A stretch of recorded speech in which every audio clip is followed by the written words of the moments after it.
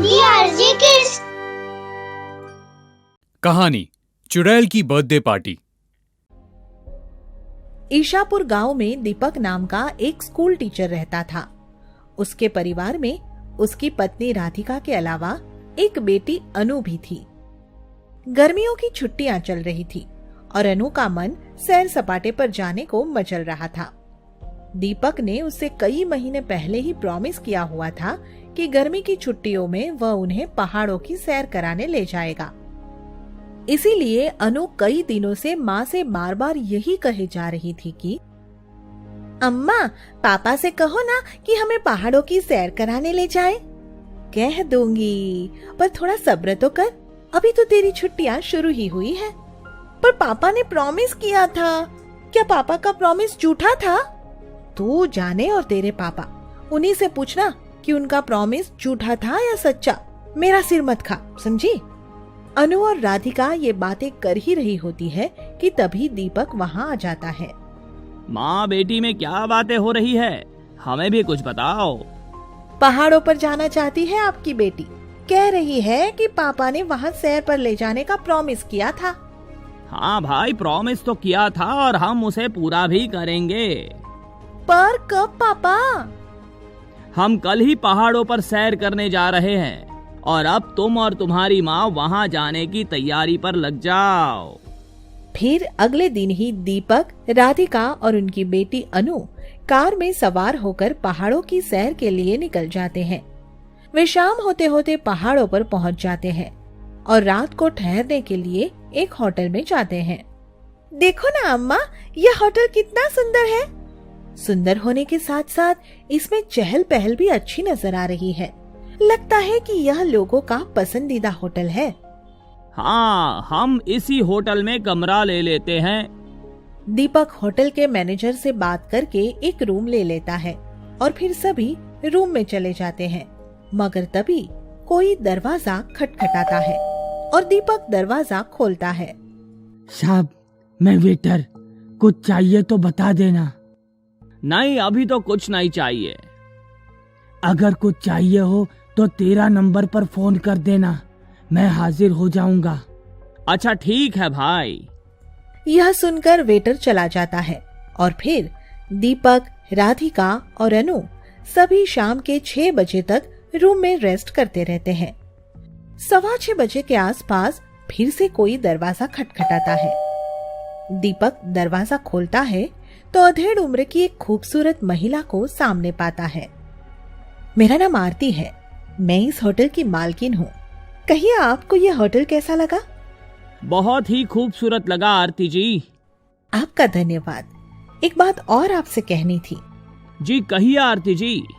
आज मेरी बेटी सपना का जन्मदिन है और इसलिए मैं होटल में सबको एक शानदार पार्टी दे रही हूँ। आप सब भी अवश्य शामिल होना। हाँ हाँ, हम जरूर शामिल होंगे। हम आपकी पार्टी में जरूर आएंगे आरती जी। जरूर आना और समय पर आ जाना, मैं आप लोगों का इंतजार करूंगी। यह कहकर आरती चली जाती है और फिर जैसे जैसे रात होने लगती है उस होटल का माहौल ही बदलने लगता है। होटल में दिखने वाले सभी लोग अजीब सा व्यवहार करने लगते हैं और धीरे धीरे होटल में सन्नाटा सा छाने लगता है। सुनो जी, मुझे तो यह होटल कुछ जच नहीं रहा।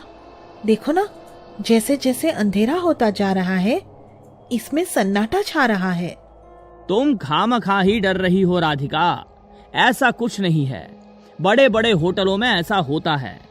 रात होने को है, इसलिए सब अपने कमरे में चले गए होंगे अम्मा। अच्छा मेरी दादी, अब चुप कर। यह कहते हुए वे तीनों जैसे ही अपने रूम से बाहर आते हैं उन्हें पार्टी हॉल से संगीत बजने की आवाज सुनाई देती है। यह आवाज सुनकर तीनों अपने मन में कुछ सुकून महसूस करते हैं। जल्दी चलो पापा, शायद पार्टी शुरू हो गई है। इतनी उतावली मत हो, मैं तो पार्टी को फुल्ली एंजॉय करूंगी अम्मा। हाँ हाँ कर लेना, पर थोड़ा सब्र रख, समझी?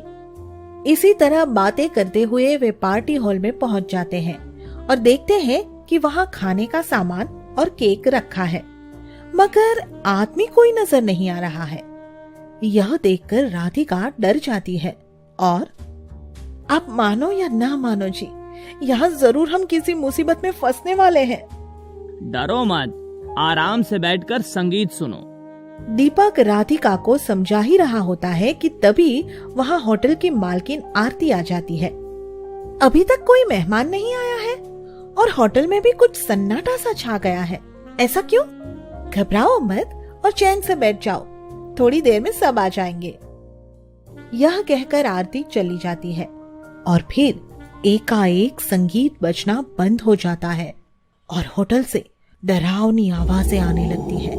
पार्टी हॉल में रखा केक और खाने की सभी चीजें मांस के लोथड़े बन जाती है। हॉल में मांस ही मांस नजर आने लगता है। मैं कह रही थी ना आपको कि हम कोई मुसीबत में आने वाले हैं। देखो, चारों तरफ मांस बिखरा है। ये तो किसी चुड़ैल का होटल लगता है राधिका। पापा, मुझे तो बहुत डर लग रहा है। वे डर से कांप ही रहे होते हैं कि तभी चुड़ैल और उसकी बेटी वहां जाते हैं। चुड़ैल की बर्थडे पार्टी। आज मैं अपनी बेटी की बर्थडे पार्टी बनाऊंगी। मैं तुम सबको मार कर दावत करूंगी।